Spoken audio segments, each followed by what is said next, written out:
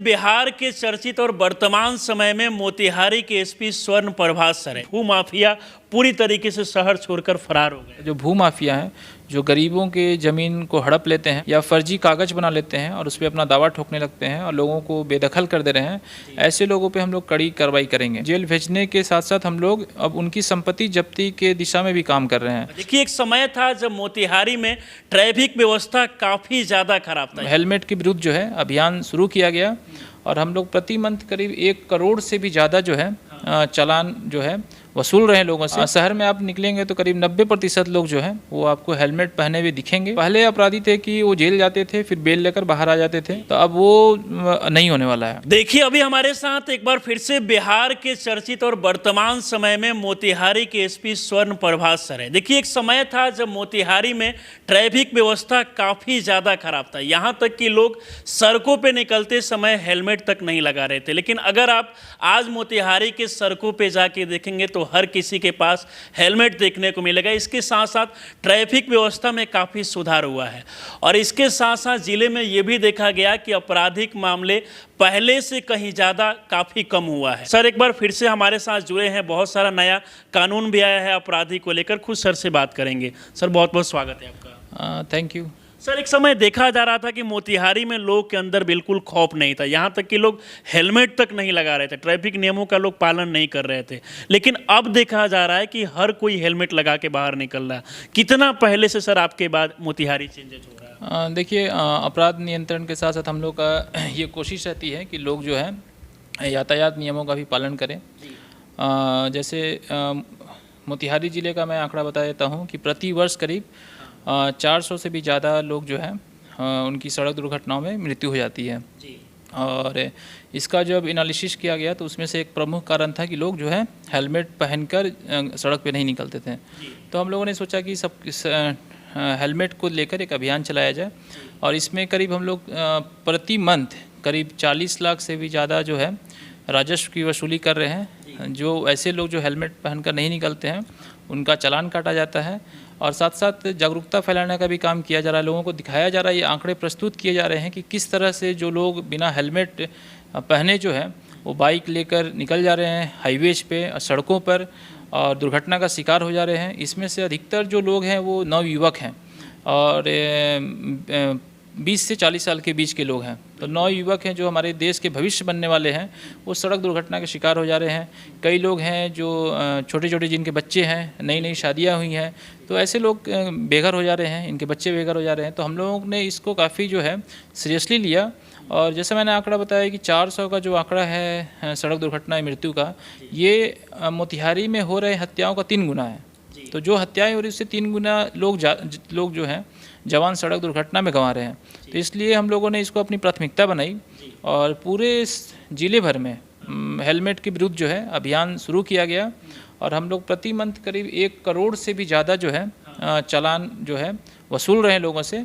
और प्रति महीने 1 करोड़ से ज़्यादा का चालान अभी वसूला जा रहा है? जी, पिछले 9 महीने से करीब हम लोग इसको मेंटेन किए हुए हैं कि 1 करोड़ से 1.5 करोड़ तक जो है चालान जो है वसूला जा रहा है और सरकारी कोष में जमा कराया जा रहा है। अब इसका असर ये है कि शहर में आप निकलेंगे तो करीब 90% लोग जो हैं वो आपको हेलमेट पहने हुए दिखेंगे और काफ़ी जो दुर्घटनाएं हैं, जो बाइक सवार जो लोग दुर्घटना के शिकार हो रहे थे, या तो दुर्घटनाएं कम हुई हैं और अगर दुर्घटना हो भी रही है तो हेलमेट के कारण जो है वो उनकी जान नहीं जा रही है। अभी सर मोतिहारी में कई जगहों पर ट्रैफिक सिग्नल भी लगा है, इसको लोग कितना फॉलो कर रहे हैं? अभी भी देखा जा रहा है कि कुछ लोग ऐसे हैं जो इस नियम को फॉलो नहीं कर रहे हैं। जब तक 1 मिनट का समय रहता है लेकिन रेड सिग्नल भी रह रहा तो उस समय भी लोग क्रॉस कर जाते हैं।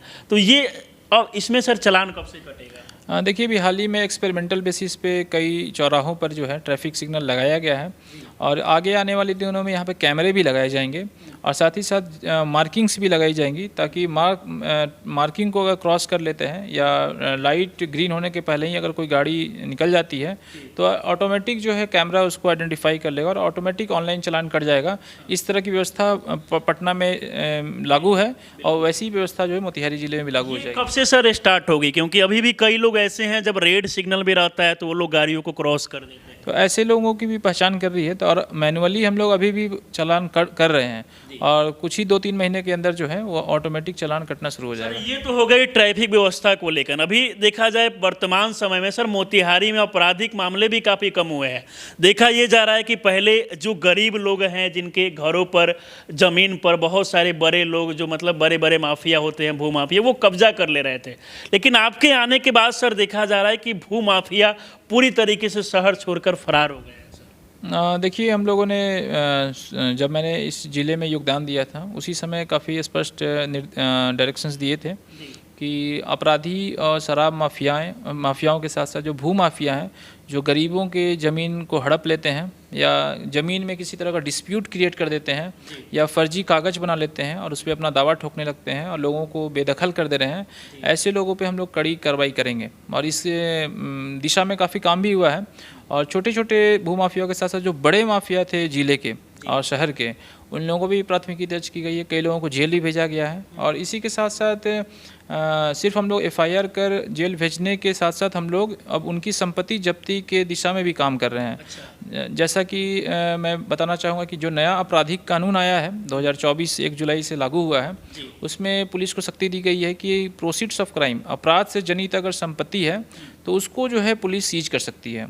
तो अब पहले अपराधी थे कि वो जेल जाते थे फिर बेल लेकर बाहर आ जाते थे, और जिन्होंने अपराध से जनित जो संपत्ति है उससे ऐशो आराम चल रहा था, तो अब वो नहीं होने वाला है।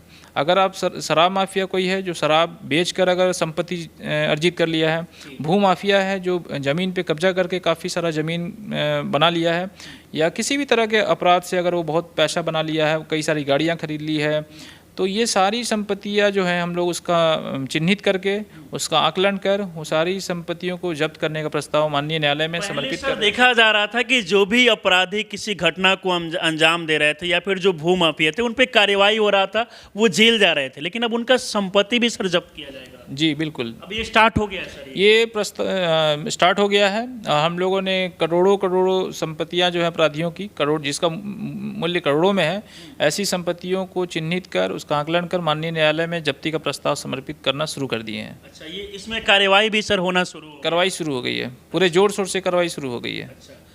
सोचिए कि एक समय था जब बहुत सारे लोग कहीं ना कहीं भू माफिया जो बड़े बड़े गरीबों के ज़मीन पे वो अवैध तरीके से कब्जा कर ले रहे थे, लेकिन अब उन पर कड़ी से कड़ी कार्रवाई की जा रही है कि वैसे अपराधी जो क्राइम कर रहे हैं और जेल से बेल लेके आ गए हैं, कोर्ट से बेल लेकर आ गए हैं, लेकिन खुलेआम घूम रहे हैं, ऐसे अपराधियों की सूची हम लोगों ने बनाई है और उनका गुंडा परेड कराया जा रहा है। उनको थाने पे बुलाया जा रहा है और उनको एक फॉर्मेट में उनका नाम क्या है, पता क्या है, किस अपराध में जेल गए थे, किस तरह की अपराध शैली में वो संलिप्त रहे हैं, उनका फ़ोन नंबर क्या है, उनका बेलर कौन है, जमानत कराने वाला कौन है, ये सारा डिटेल्स हम लोग कैप्चर कर रहे हैं। एक एल्बम बना रहे हैं जो डिजिटली जो है उसको हम लोग सेव करके रख रहे हैं और उनको बाउंड डाउन भी कर रहे हैं ताकि भविष्य में वो किसी तरह का अपराध करते हैं तो उनकी ज़मानत जो है वो रद्द की जाएगी।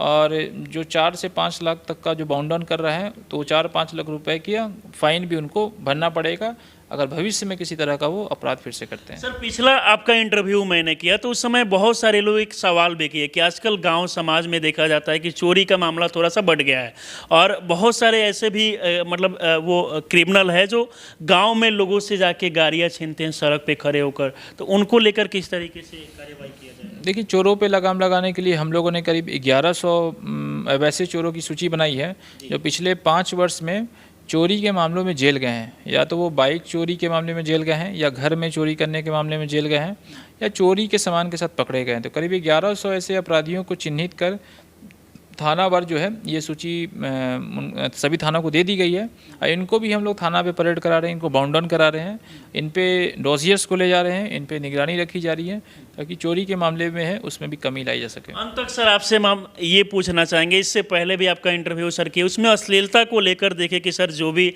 जिले में अश्लील वीडियो सोशल मीडिया पे बना रहा है, जो समाज में गंदगी फैला रहा है, उन वैसे लोगों पे कार्रवाई लगातार हो रही थी। सर, क्या अब वो कार्रवाई रुक गई है या फिर अभी जारी है? नहीं, बिल्कुल नहीं, कार्रवाई एकदम जारी है और लगातार कार्रवाई कर रहे हैं। ये जो काम है अश्लीलता से संबंधित, ये साइबर थाना देखता है। आप देखेंगे साइबर थाना हमारा काफ़ी सक्रिय हो गया है। हाल ही में हम लोगों ने कई बड़े बड़े जो साइबर गैंग ऑपरेट कर रहे थे सालों से ज़िले में, उसका भंडाफोड़ भी किया है। कुछ दिन पहले एक बॉस गिरोह जो है साइबर गैंग चल रहा था, उनको हम लोगों ने पकड़ कर जेल भेजा है। कई करोड़ की संपत्ति भी उनकी जो है हम लोगों ने सीज किया, कई लग्जरी वाहन।